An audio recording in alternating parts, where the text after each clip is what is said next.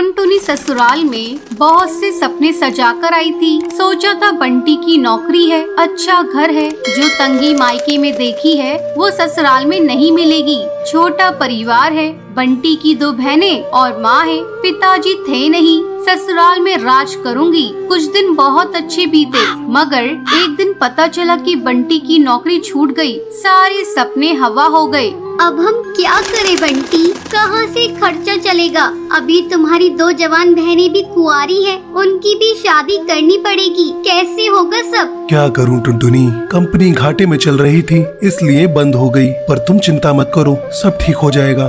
2 साल बीत गए मगर बंटी को कहीं काम नहीं मिला। जो जमा पूंजी थी उससे एक बहन की शादी कर दी। कुछ दिनों बाद टुनटुनी को एक बेटी हुई। टुनटुनी की चिंता और ज्यादा बढ़ने लगी। बंटी, अब हमारी बेटी हो गई है, अपनी इच्छाएं तो मैं मार भी लूं, पर बच्चे की जरूरतें वो तो पूरी करनी ही पड़ेगी ना।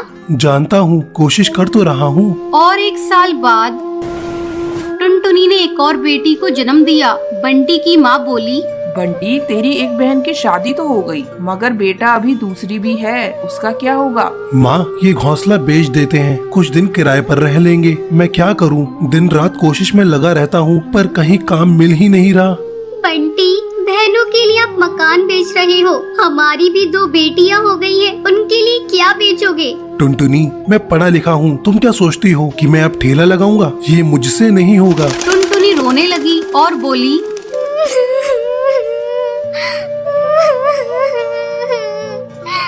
तो क्या मैं अपने बच्चों के लिए 10 रुपए के अनाज के लिए भी तरसती रहूं? दोनों बच्चियां दाने के लिए रोती रहती है, क्या पानी से उनका पेट भरती रहूं? जब तक कोई नौकरी नहीं मिलती तब तक तो कुछ कर ही सकते हो, या मुझे ही काम करना पड़ेगा?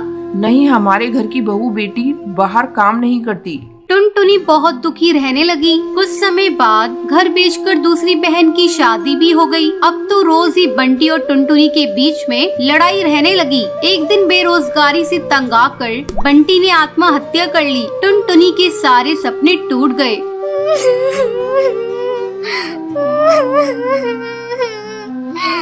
मैं बिल्कुल अकेली हो गई हूँ। अब जिम्मेदारी टुनटुनी के सर पर थी। बूढ़ी सास, अपनी 2 बेटियां और घोंसले का किराया। कुछ आसपास के पक्षी गरीब समझकर बच्चियों को पुराने कपड़े और खाना देकर मदद कर दिया करते थे। टुनटुनी अपनी सास से बोली, माँ, 2 महीने गुजर गए, जो घर का पैसा बचा था वो सब खर्च हो गया। अब मुझे ही कोई काम करना पड़ेगा। जिस गरीबी में हमारे दिन कट रहे हैं, मैं नहीं चाहती कि मेरी बच्चियां भी गरीबी में दिन गुजारे। मगर तू करेगी क्या बहू? अपना कुछ काम करने के लिए पैसे भी तो चाहिए। कोई बात नहीं माँ, कोई तो मदद कर ही देगा। टुनटुनी ने सब रिश्तेदारों से मदद मांगी, पर किसी ने कोई मदद नहीं की। सब ये सोचते थे कि ये इतनी गरीब है, कहाँ से चुकाएगी। मायके से भी किसी तरह की कोई मदद नहीं मिली। टुनटुनी निराश हो गई और दुखी होकर रोने लगी।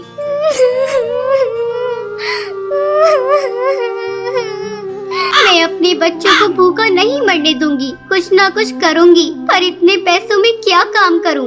एक दिन उसे उसके ही जंगल का एक चिड़क गोलू मिला। वो टुनटुनी की शादी से पहले टुनटुनी को बहुत पसंद करता था, लेकिन उससे कभी कुछ कह नहीं पाया था। अरे टुनटुनी, कैसी हो तुम? और यहाँ कैसे? और ये क्या हाल बना रखा है तुमने अपना? गोलू, मैं ठीक हूँ, यहाँ पास में ही मैं किराए पर रहती हूँ। मगर पति तो नौकरी करते थे, फिर किराए पर कैसे?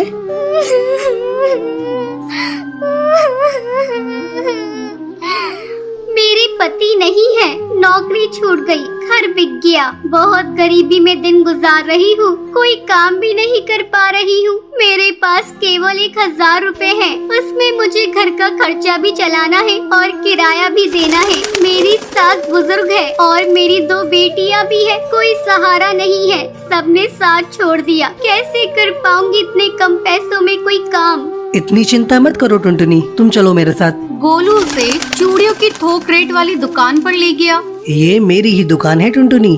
फ्री में देकर तुम्हारे आत्मसम्मान को ठेस नहीं पहुंचाना चाहता, इसलिए ये 1000 रुपए की चूड़ियां दे रहा हूँ। बाजार में इनकी कीमत बहुत ज्यादा है, पर मैं तुम्हें ये आधे रेट में दे रहा हूँ। लेकिन तुम इन्हें 20 रुपए दर्जन बेचना। ये बहुत सुंदर चूड़ियां हैं, पहले कम बेचना और जैसे ही मुनाफा दिखाई दे 30 रुपए दर्जन बेचना। टुनटुनी बहुत खुश हुई। उसकी सारी परेशानी का हल जो उसे मिल गया था, वो चूड़ियाँ बेचने लगी। चूड़ी ले लो, चूड़ी रंग बिरंगी चूड़ी ले लो, सुहागों वाली चूड़ी ले लो।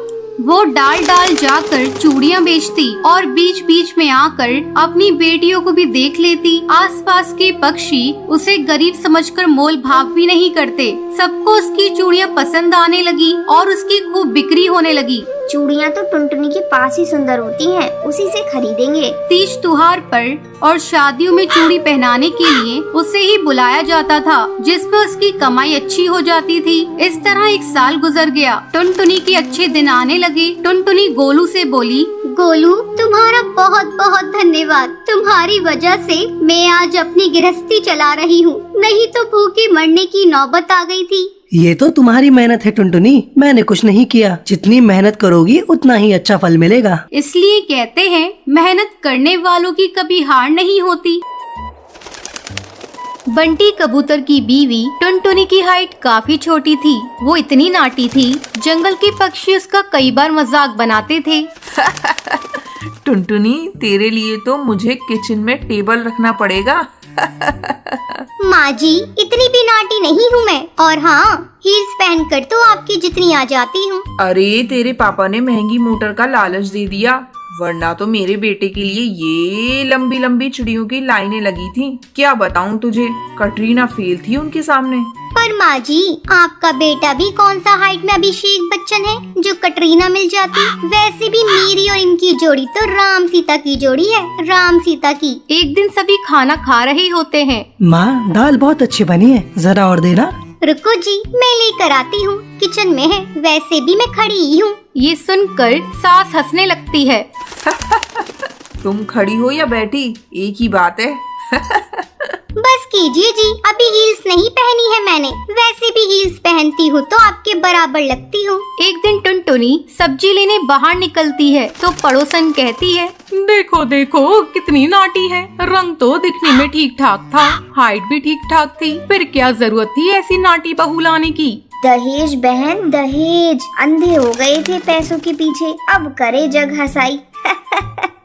दोनों की बात टुनटुनी सुन लेती है और उसे बहुत गुस्सा आ जाता है। आंटी जी, एक बात बताओ, मेरे पापा के पास पैसे हैं, उनको अच्छी लड़की की तलाश थी, ये पसंद आए और शादी हो गई। इसमें मेरा क्या कसूर, ये जो आप लोग मुझे सुना रही हैं? अरे नहीं नहीं टुनटुनी, हम तो तेरी सास की बात कर रही थी। कितनी लालची औरत है। देखिए, वो लालची नहीं है, पर उनके कुछ शौक है जो वो अपने बेटे से पूरा करवाना चाहती है। और देखा जाए तो उसमें उनकी गलती भी क्या है भला। और इन्होंने मुझसे शादी की है तो जरूर कुछ न कुछ अच्छाई नजर आई ही होगी ना। और अब ना मैं आपकी बहू हूँ और ना ही आपके रिश्तेदारों को मुझसे मिलना है। फिर ये बात समझ नहीं आई कि आप इतना परेशान क्यों हो रही हैं। ये बोलकर टुनटुनी वहाँ से निकल जाती है। टुनटुनी, चलो जल्दी से तैयार हो जाओ, हम लोगों को पार्टी में जाना है। टुनटुनी तैयार होकर पार्टी में जाती है, जहाँ बंटी का दोस्त उससे कहता है, अरे बंटी, तू कितना लकी है यार। तेरी बीवी की हाइट इतनी कम है कि तुझे बच्चे की जरूरत ही नहीं।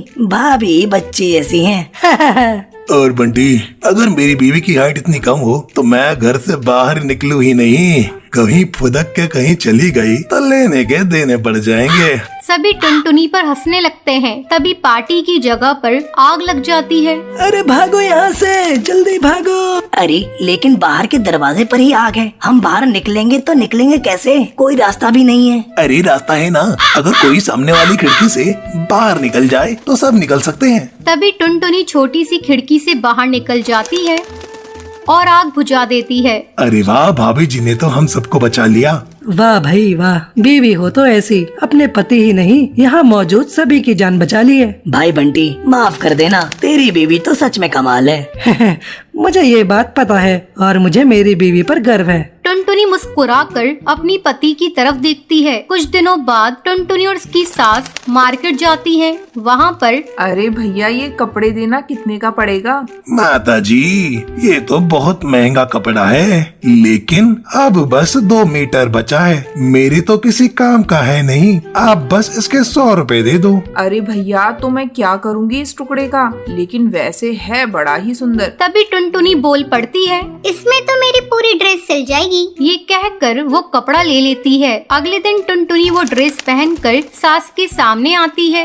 अरे वाह टुनटुनी, ये ड्रेस तो काफी सुंदर लग रही है, बड़ी महंगी होगी ना? अरे कपड़ा तो मैंने ही पसंद किया था, बस पूरा नहीं था तो इसने ले लिया। सिर्फ 200 रुपए की ड्रेस है ये पूरी। देखो माँ जी, नाटी होने के भी कम फायदे नहीं है। जैसे तैसे दिन कट रहे थे। सास और पड़ोसियों का मजाक बनाने का सिलसिला चल ही रहा था। एक दिन मोहल्ले से बहुत जोर जोर से आवाज आती है, हाय रे, मैं मर गई। अरे क्या हुआ? देखते हैं तो सभी गड्ढे के सामने भीड़ लगाकर खड़े होते हैं। मेरा बेटा इस गड्ढे में गिर गया। पड़ोसन जोर जोर से रोने लगती है। तभी वहाँ टुनटुनी आ जाती है। रोइए मत, मैं प्रिंस को लेकर आती हूँ। ये बोलकर नाटी सी पतली सी टुनटुनी चिड़िया गड्ढे में घुसकर बच्चे को बाहर ले आती है। तब क्या था, एक बार फिर टुनटुनी के लिए पूरा मोहल्ला तालियां बजाता है। मुझे माफ कर दो टुनटुनी, मैंने तुम्हारी हाइट का कितना मजाक बनाया था। कोई बात नहीं मासी, प्रिंस ठीक है, ये बहुत है। अब वो दिन आता है जब सास टुनटुनी की तारीफ करती है। वाह बहू वाह, तेरी तारीफें सुन सुनकर तो मैं बहुत खुश हो गई। आज तो तूने ये साबित कर दिया, समाज में परिंदे रंग रूप लंबाई ऊंचाई से नहीं बल्कि साहस और हौसले से काबिल कहलाता है। मुझे माफ कर देना बेटी।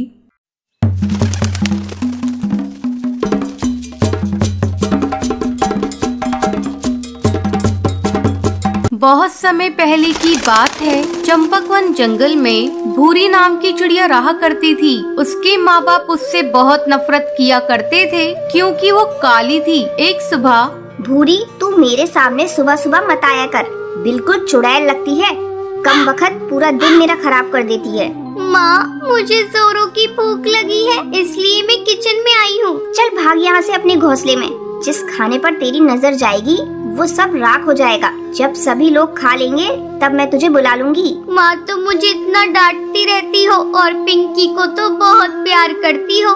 खबरदार, जो तूने पिंकी से अपनी बराबरी की तो उसका रंग देख, गुलाब जैसा गुलाबी है और तू तो बिल्कुल कोयले जैसी काली है।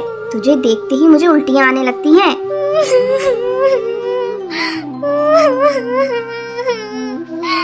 अपनी माँ की कड़वी बातें सुनकर भूरी रोती रोती अपने घोंसले में चली जाती है। जब सभी परिवार के पक्षी खाना खा लेते हैं तब उसकी माँ उसे बुलाती है। अरे करमजली, आकर खा ले और उसके बाद सारे बर्तन धो देना। ठीक है माँ। जब भूरी खाना खाने आती है, ये क्या माँ, ये तो सूखी रोटी है, इसके साथ तो सब्जी भी नहीं है। यही बचा है खाने को, तुझे खाना है तो खा, नहीं तो भूखी मर। किसी तरह भूरी सूखी रोटी खाती है। एक दिन भूरी के पिता जंगल में काम पर जा रहे होते हैं। तब भूरी आकर अपने पिता से कहती है, पापा, मेरी सैंडल टूट गई है, मेरे लिए नई सैंडल ला दो ना। अरे भाग्यवान, कहाँ हो तुम? जल्दी हटाओ इस काली लड़की को मेरे आंखों के सामने से। सुबह सुबह इसका चेहरा देख लिया, अब पता नहीं मेरा आज का दिन कैसा गुजरेगा। अरे करमजली, तुझे कितनी बार कहा सुबह सुबह अपने घोंसले से मत निकला कर, लेकिन तू है कि मानती ही नहीं।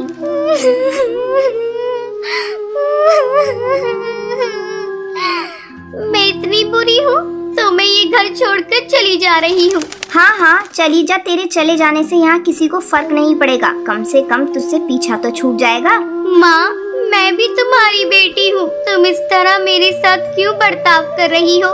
देखना, एक दिन तुम्हें इसी बेटी पर गर्व होगा। इतना कहकर भूरी घर छोड़कर चली जाती है। भूरी भटकती भटकती पास के एक जंगल में पहुंचती है। धूप के कारण उसके नंगे पैर में छाले पड़ जाते हैं।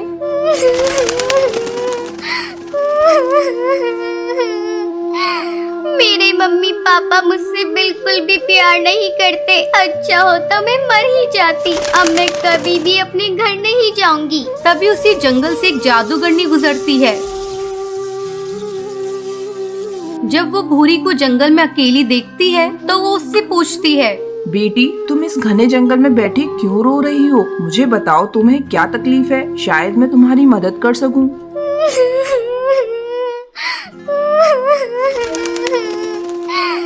जादूगरनी, ये देखो मेरे पैरों में छाले पड़ गए हैं। मेरे मम्मी पापा मुझसे बिल्कुल भी प्यार नहीं करते, इसलिए मैं अपना घर छोड़कर यहाँ आई हूँ। ये सब मेरे काले रंग से नफरत करते हैं। बेटी तुम चिंता मत करो, मैं तुम्हें एक जादुई सैंडल देती हूँ जिसे पहनते ही तुम बहुत ही खूबसूरत हो जाओगी। फिर वो जादूगरनी भूरी को एक सैंडल देती है। बेटी ये सैंडल इसे पहन लो और अपने घर वापस चली जाओ। जैसे ही भूरी सैंडल को पहनती है वो खूबसूरत हो जाती है। फिर वो अपने घर आती है। घर आने